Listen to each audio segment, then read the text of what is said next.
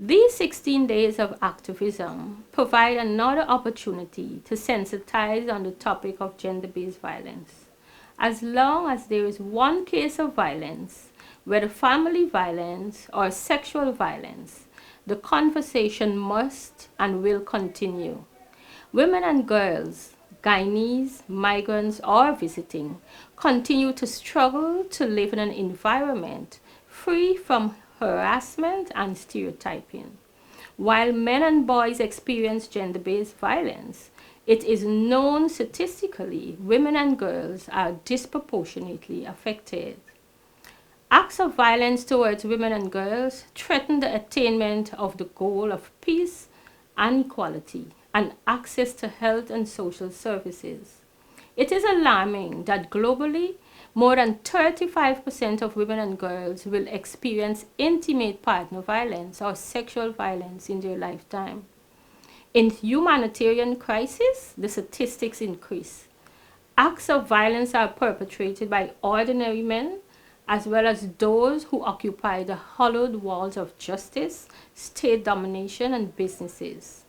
Gender-based violence is ranked among the topmost prevalent human rights violations in the world. Unless society rejects those forms of masculine norms that foster the culture of gender-based violence, which undermine the safety of women and girls, this most common form of violence will continue unabated.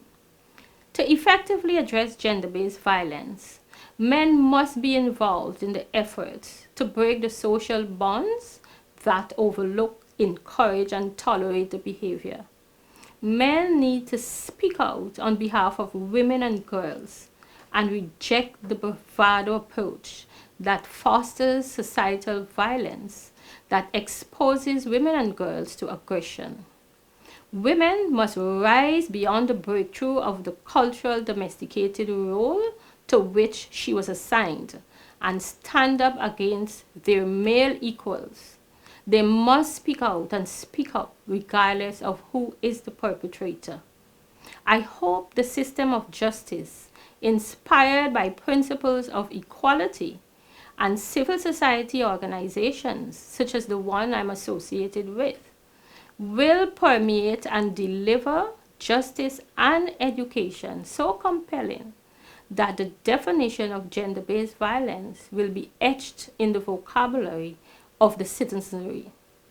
And it shall be spoken for what it is, a brutal and violent act that results or likely to result in physical, sexual, psychological harm of the person against whom it is perpetrated.